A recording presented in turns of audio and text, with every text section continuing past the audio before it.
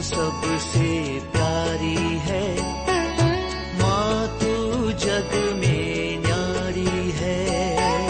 माँ तू सबसे प्यारी है, माँ तू जग में न्यारी है। अपने आंचल में रखना, अपने आंचल में रखना। हमें वरदानों से भरना। माँ तू सबसे प्यारी है, माँ तू जग में न्यारी है। माँ तू सबसे प्यारी है, माँ तू जग में न्यारी है। पिता, पुत्र और पवित्र आत्मा के नाम पर आमीन। आप सबों को जय यीशु। हम लोग अभी तक माता मरियम के विषय में महिमा के भक्ति करते हुए मनन चिंतन करते आ रहे थे। माँ मरियम के विषय में, रोजरी के विषय में, अन्य कई बातों पर हम मनन चिंतन कर रहे थे। कल हम लोगों ने प्रभु के स्वर्गारोहण का पर्व मनाया और आज से 9 दिनों तक पवित्र आत्मा वो दूसरा सहायक पेंतिकोस्त के दिन में प्रार्थना करते रहने वालों के ऊपर जिस प्रकार आए थे, उसकी प्रतीक्षा में आज से नोवेना प्रार्थना शुरू कर रहा है। इसलिए इन 9 दिनों के लिए हम लोग पवित्र आत्मा के विषय में मनन चिंतन करेंगे। पेंतिकोस्त के बाद में हम लोग फिर से मरिय भक्ति के क्लास में माँ मरियम के विषय में मनन चिंतन जरूर करेंगे। लेकिन इन आने वाले ये 9 दिन हम लोग पवित्र आत्मा के विषय में ही मनन चिंतन करेंगे, ताकि पवित्र आत्मा को समझते हुए उस पेंतिकोस्त के दिन को हम लोग मनाएंगे। पवित्र आत्मा का एक अनुभव हम लोगों को इसके द्वारा मिले। अनेकों लोगों को पवित्र आत्मा के बारे में अनेकों गलत धारणाएं हैं, गलत सीख है। कई लोगों को पवित्र आत्मा क्या है ये भी नहीं मालूम। केवल यीशु या पिता पवित्र आत्मा को एक छोटा दर्जा देकर के रखा है। इसके पीछे कारण भी है। जब कभी हम लोग पवित्र तत्व की स्तुति करते हैं, सबसे पहले पिता का नाम लेते हैं, इसके बाद पुत्र का नाम लेते हैं और लास्ट में पवित्र आत्मा का नाम लेते हैं। इसलिए अनेकों लोग ये सोचते हैं सबसे बड़ा तो पिता है, इसके बाद पुत्र है, इसके बाद पवित्र आत्मा है। ये गलत विचार है। ऐसा नहीं है। पवित्र तत्व में ये पिता, पुत्र और पवित्र आत्मा तीनों एक समान है। तीनों का दर्जा बराबर का है। ये तीनों मिलकर के त्रिएक ईश्वर बनता है। ये तीनों व्यक्तिगत रूप से अलग अलग व्यक्ति है, लेकिन ये तीनों एक भी है। पवित्र तत्व का एक क्लास हम लोग आगे चल करके लेंगे। उस समय पर उस पर हम लोग और अधिक मनन चिंतन करेंगे। आज केवल हम लोग पवित्र आत्मा में रुकते हैं। पवित्र आत्मा को ये तीसरी नंबर पर क्यों बोलते हैं? हम लोगों के मन में वो छोटा है करके क्यों आता है? इसके पीछे का एक कारण है। यदि हम लोग पुराना विधान को देखेंगे, पुराने विधान के अंदर सबसे ज्यादा उभर करके प्रकाश में जो दर्शाया है वो पिता को है। पिता ईश्वर को सबसे ज्यादा पुराने विधान के अंदर दर्शाया गया है और बहुत ही कम ईसा मसीह और पवित्र आत्मा के विषय में। पवित्र आत्मा और ईसा मसीह हम बोलेंगे वो वहां पर एक शैडो कम दिखने वाला है, लेकिन नए विधान के अंदर ईसा मसीह को ज्यादा दिखाया गया, उभर करके प्रकाश में आया। ईसा मसीह के स्वर्गारोहण के बाद पवित्र आत्मा प्रवेश करते हैं। इस कारण हम लोग सबसे पहले प्रकाश में जो ज्यादा महत्व पुराना विधान में था, इसलिए पिता, इसके बाद पुत्र का, इसके बाद पवित्र आत्मा, उनका प्रकटीकरण का कारण है। पवित्र तृत्व को हमारे सामने ईश्वर ने इस प्रकार प्रकट किया, सबसे पहले पिता को, इसके बाद पुत्र को, इसके बाद पवित्र आत्मा को। इसका ये मतलब नहीं है पवित्र आत्मा आदि में नहीं था, पवित्र आत्मा आदि से है। हम लोग उत्पत्ति ग्रंथ उसके अध्याय 1 वाक्य 2 से हम लोग पढ़ सकते हैं, वहां पर भी पवित्र आत्मा है। और उत्पत्ति ग्रंथ अध्याय 1 वाक्य 26 में हम लोग पढ़ते हैं, ईश्वर ने कहा हम मनुष्य की सृष्टि करें। हम का वहां पर इस्तेमाल किया है वो पवित्र तृत्व को दर्शाने के लिए, पिता, पुत्र और पवित्र आत्मा। इस प्रकार हमें अनेकों जगहों पर ईसा मसीह का अनेकों प्रतीक, पुराने विधान में डायरेक्ट ईसा मसीह का नाम नहीं होता है, लेकिन अनेकों व्यक्ति, अनेकों बातें, अनेकों घटनाएं सब ईसा मसीह की ओर संकेत, इशारा करते। और पवित्र आत्मा भी हम लोग देख सकते हैं। उदाहरण के लिए जब दाऊद का जो अभिषेक हुआ, सामुएल का पहला ग्रंथ अध्याय 16 के अंदर हम लोग पढ़ते हैं किस प्रकार सामुएल ने दाऊद के सिर पर तेल को उंडेला, उस समय पर पवित्र आत्मा उस पर उतर आई। साउल के अभिषेक पर साउल पर उतर आई। इस प्रकार पवित्र आत्मा गिने चुने लोगों के अभिषेक या नबी के रूप में, इस प्रकार जो प्रभु के कार्य कराने के लिए पवित्र आत्मा को प्रदान करता हुआ हम लोग पुराने विधान के अंदर पाते हैं।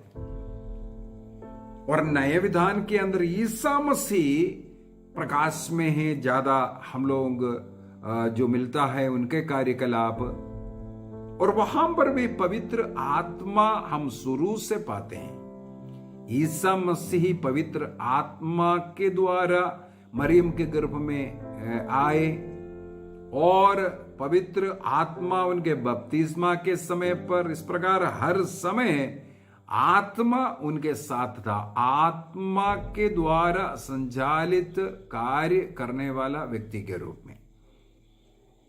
और पवित्र आत्मा ही हमें पिता के बारे में बता करके देता है, पुत्र के बारे में बता कर देता है।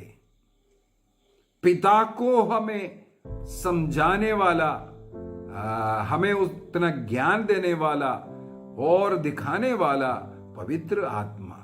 उसी प्रकार पुत्र ईसा मसीह, और उन्होंने जो कुछ शिक्षा दिया है उसको स्मरण दिलाने वाला, उसके अनुसार चलाने वाला, ये पवित्र आत्मा है।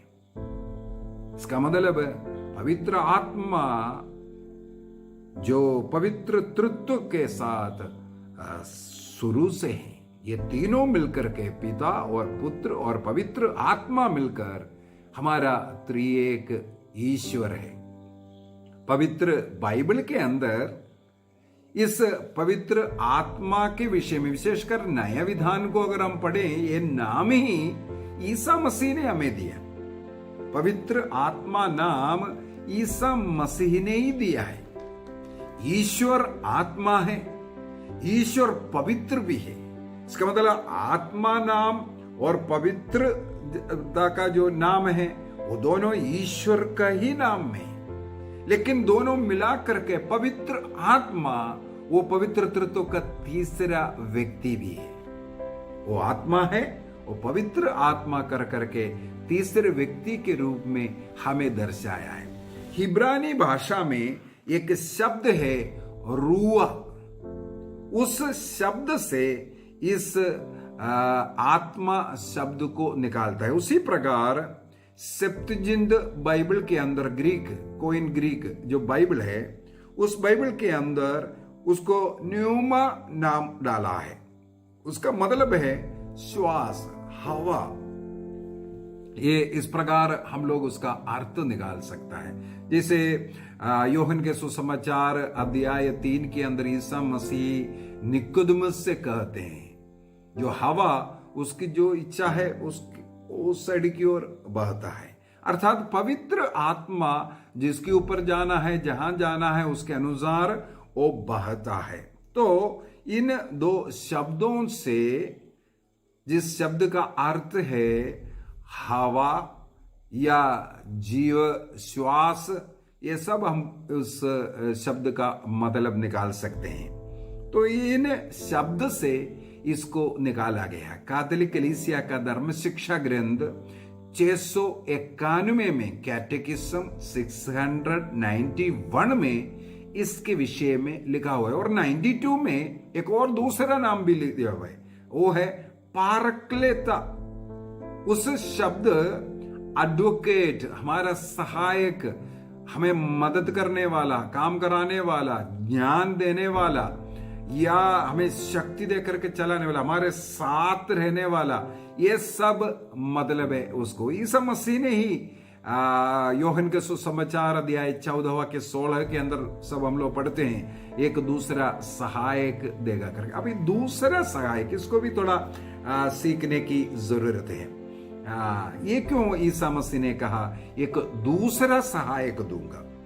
इसका मतलब पहले कोई सहायक था और वो दूसरा जो शब्द वहां पर इस्तेमाल किया है वो बहुत ही सुंदर एक शब्द है। जो दूसरा सहायक के लिए हमारे सप्तजिंद बाइबल के अंदर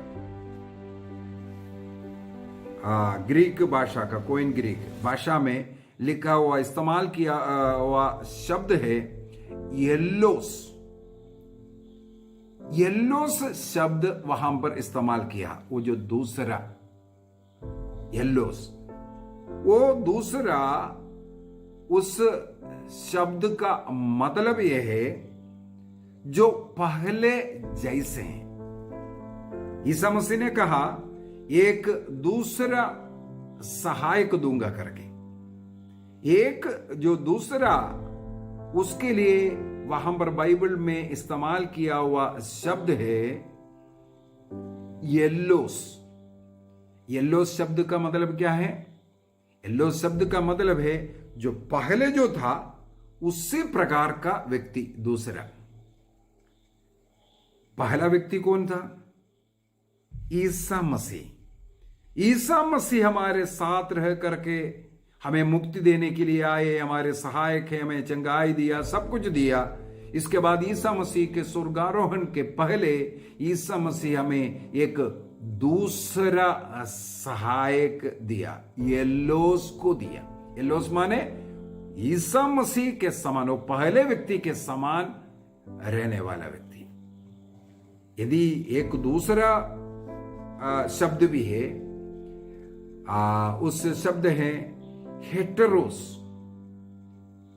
हेटेरोस का मतलब है वो जो दूसरा व्यक्ति है वो पहले व्यक्ति के समान नहीं होगा। दूसरा है वो, लेकिन वो पहले व्यक्ति के समान नहीं होता है। लेकिन ईसा मसीह ने जो इस्तेमाल किया जो शब्द है वो है येलोस, अर्थात जैसे पहला था उसी प्रकार वो दूसरा व्यक्ति भी है। इससे हम लोग एक और बात यहां मनन चिंतन कर सकता है। पवित्र आत्मा एक व्यक्ति है। पवित्र आत्मा एक व्यक्ति है, कोई चीज नहीं, कोई ऐसा शक्ति नहीं ऐसा जिस प्रकार हम लोग सोचते हैं। क्योंकि कई चिन्हों में भी पवित्र आत्मा को दिखाता है। आंधी एक चिन्ह है उसका स्वभाव के कारण। इसके बाद अग्नि पवित्र आत्मा के एक चिन्ह है।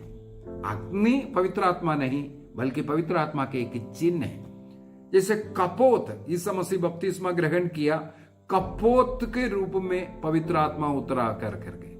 कपोत पवित्र आत्मा का एक चिन्ह है, क्योंकि कपोत का जो स्वभाव पवित्र आत्मा का स्वभाव कहते हैं। कहा जाता है पवित्र आत्मा का वो स्वभाव कैसा स्वभाव है, ये जानने के लिए सबसे पहले हमें कौवे के स्वभाव को सीखना पड़ेगा। यदि कौवा का जहां घोंसला है, उस घोंसले वाला वृक्ष के पास भी अगर आप जाएंगे, कौवा चिल्लाते रहेगा। यदि कोई उस वृक्ष पर चढ़ना शुरू करेगा, ये चिल्ला चिल्ला के अनेकों कौवों को इकट्ठा करेगा और उस व्यक्ति के ऊपर आक्रमण करना शुरू करेगा। यह है कौवा का स्वभाव। लेकिन कबूतर का स्वभाव कैसे है? कबूतर जहां घर बना करके बैठे हैं, उसका बच्चा होगा, अंडा होगा, वहां बैठे हैं, कोई आता हुआ देख रहा है, वो देखते रहेगा। कोई सीढ़ी लगा है या उस पर चढ़ रहा है, वो देखते रहेगा। उसको बच्चे को उठाने के लिए घोंसले में हाथ डाल रहा है, वो हट करके दे देगा, नहीं तो उड़ करके पास के पेड़ पे बैठ करके देखेगा, लेकिन वो आपके ऊपर आक्रमण नहीं करता। जो कबूतर पालने वाले एक व्यक्ति से जैसे मैंने इस प्रकार का बात किया, तो उसने कहा कभी कभी हम लोग कबूतर जो बेचते हैं, तब ये जो माँ कबूतर बैठकर रोते हुए हमने देखा, उसके आंसू गिरते हैं। यही पवित्र आत्मा का स्वभाव है।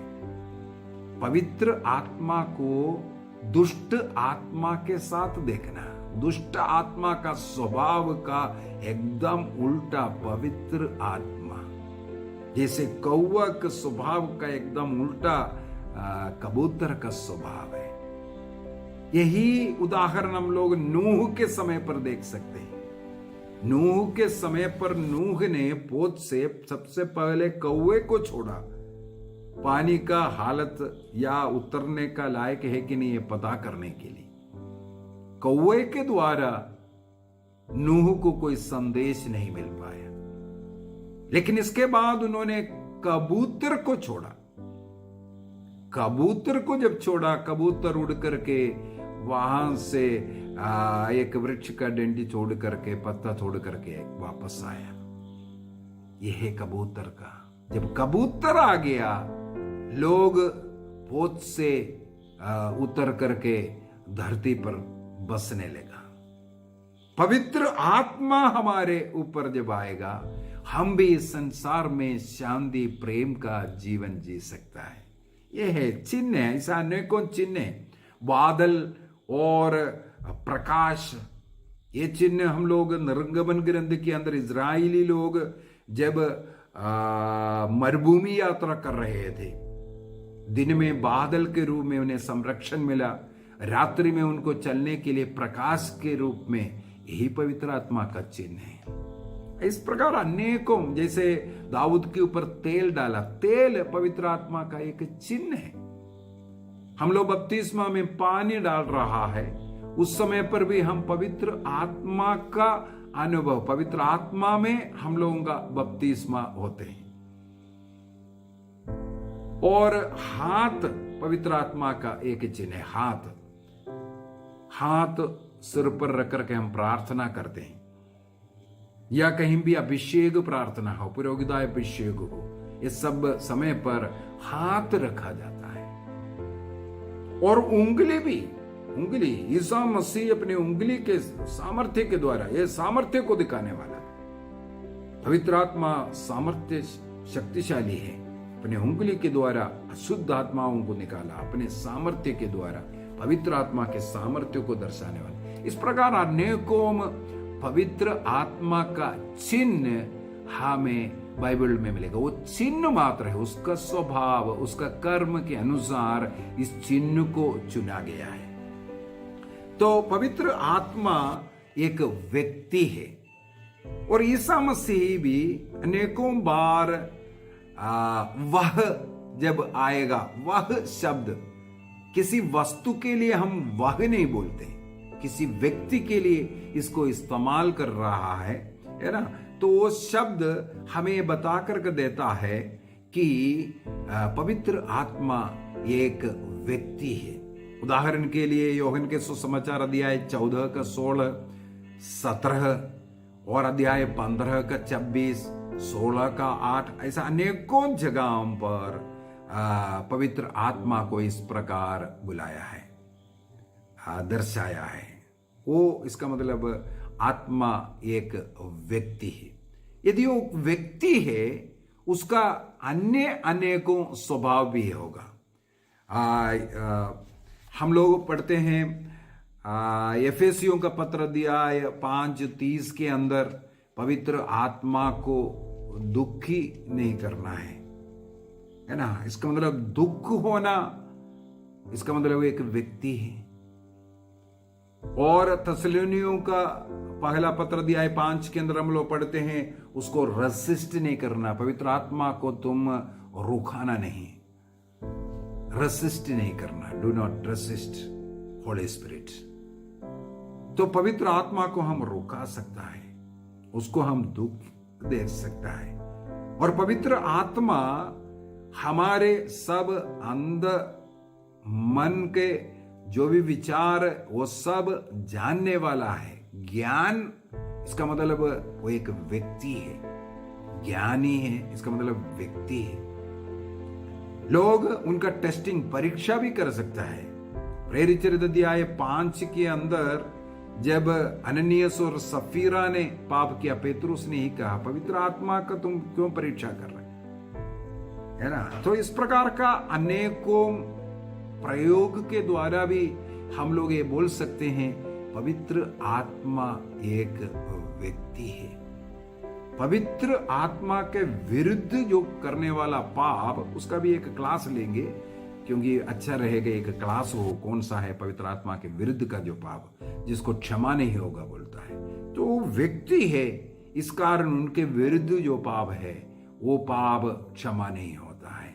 पवित्र आत्मा को दुखित नहीं करना, इसका मतलब है पवित्र आत्मा हमारे पापों के कारण, हमारे अनदेखी के कारण, हमारे गलत जो सुसमाचार का प्रचार के कारण, गलत सिखाने के कारण, और पवित्र आत्मा के वधु मां मरियम का तिरस्कार, निंदा करते वक्त, ये सब पवित्र आत्मा दुखी होता है। तो हमें कभी पवित्र आत्मा, वो व्यक्ति को कभी दुखी होने नहीं देना है। वो आत्मा है, इसलिए हम उन्हें नहीं देखता, लेकिन हमें विश्वास करना है हमारे साथ पवित्र आत्मा है। हमारी आत्मा में वो पवित्र आत्मा रहकर हमें हर कार्य करने की शक्ति देता है, बोलने की शक्ति देता है। यह सब पवित्र आत्मा की सहायता है। प्रभु यीशु मसीह ने कहा था, प्रेरित चरित्र अध्याय 1:8 में, जब वो पवित्र आत्मा तुम पर उतरेगा, वो पवित्र आत्मा तुम्हें वो शक्ति एवं सामर्थ्य देगा। किसके लिए? प्रभु का साक्षी बनने के लिए। यरूशलेम में, समारिया में, यूदा में और संसार के अंतिम छोर तक प्रभु का सेवा करने के लिए, साक्षी बनने के लिए पवित्र आत्मा ही हमारी मदद करता है। मत्ती सुसमाचार अध्याय 10-20 में हमें चिंता करने की जरूरत नहीं, हम क्या बोले क्या नहीं बोले, सब कुछ पवित्र आत्मा हमारे द्वारा बोलता है। लूकस का सुसमाचार 12:12 में भी कहते हैं, हमें इस प्रकार चिंता करने की जरूरत नहीं, पवित्र आत्मा हमारे द्वारा बोलेगा। सब कुछ उस समय पर वो याद दिलाने वाला आत्मा है। तो इस प्रकार हमारे साथ रहकर हमारे मदद करने वाले उस आत्मा के विषय में हम आने वाले क्लासों में अनेकों चीजें सीखेंगे। पवित्र आत्मा हमें कैसे प्राप्त हो सकता है? कौन पवित्र आत्मा से भरा हुआ व्यक्ति है? पवित्र आत्मा में एक नई व्यक्ति बनना कैसे है? गलत आत्मा है कौन सा है? पवित्र आत्मा के वरदान है, पवित्र आत्मा का फल है, कृपादान है, इनके विषय में भी हम लोग मनन चिंतन करेंगे। आइए उस पवित्र आत्मा ईश्वर हमारे साथ है, हमें मिला है, ये विश्वास करते हुए पवित्र आत्मा को पिता और पुत्र के साथ हम लोग आराधना स्तुति करते हैं। प्रेरितों के अनुसार धर्मसार में जो नाइसिन क्रीड है उसके अंदर हम लोग ये भी बोलते हैं, हम प्रभु और जीवन दाता पवित्र आत्मा में विश्वास करते हैं। वह पिता और पुत्र से प्रस्तुत होता है। पिता और पुत्र के साथ उसकी आराधना और स्तुति की जाती है। पिता और पुत्र के साथ हम पवित्र आत्मा का भी स्तुति करना है। पवित्र आत्मा भी उतना पवित्र तत्व का एक व्यक्ति है जितना पिता है, जितना पुत्र है। इनका प्रेम ही ऐसा है, एक दूसरे से ईर्ष्यालु नहीं है। कई लोग पूछते हैं, ब्रदर जी आप कौन से ईश्वर से प्रार्थना करते हैं? आप पिता पिता कर करके पुकारते हैं या पुत्र पुत्र बोल करके या पवित्र आत्मा से प्रार्थना करते हैं? उनका लक्ष्य ये है। देखो, हमारा मन में इसका मतलब एक डाउट है पवित्र तत्व के विषय में, और विशेषकर ये पवित्र आत्मा के विषय में, पिता के विषय में, ये सब इसलिए ऐसा सवाल उठते हैं। चाहे हम पवित्र आत्मा से प्रार्थना करें तो पिता और पुत्र उसमें ईर्ष्यालु नहीं है, वो पिता से ही पुत्र से ही प्रार्थना करते हैं। यदि पुत्र से हम प्रार्थना करते हैं तो पिता और पवित्र आत्मा ईर्ष्यालु नहीं है, क्योंकि हम वो तत्व से ही प्रार्थना करते हैं। उनमें इतना अधिक प्यार है, हम दूसरे शब्द में ये बोल सकता है, यदि हम दूसरे व्यक्ति का नाम लेते हैं तो जो पहला वेले है वो आनंदित होता है,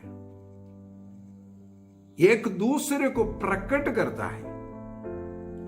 पिता पुत्र को प्रकट किया, पुत्र पिता को प्रकट किया, और पवित्र आत्मा पिता और पुत्र को प्रकट करता है, और वो पुत्र ईसा मसीह हमें पवित्र आत्मा प्रकट कर करके हमारे साथ देता है। देखो, यही है, हमें यही रहस्यों को समझने की जरूरत है, सीखने की जरूरत है। ये पवित्र आत्मा एक व्यक्ति है, हमारा सहायक है, जो नाना प्रकार का जो नाम है उसके अनुसार वह हमारी मदद करने वाला, सहायता करने वाला है, हर कार्य में हमारे साथ रहने वाला है। हमें पढ़ने के लिए, हमें काम करने के लिए, हर समय हमें पवित्र आत्मा की जरूरत है। इसलिए दूसरा सहायक ईसा मसीह जाने के बाद दूसरा ईसा मसीह के समान एक सहायक हमें मिला है। आइए उस पवित्र आत्मा को पिता और पुत्र के साथ स्तुति आराधना करें, हम उनमें विश्वास करें। पिता, पुत्र और पवित्र आत्मा के नाम पर आमीन। आप सबों को जय यीशु।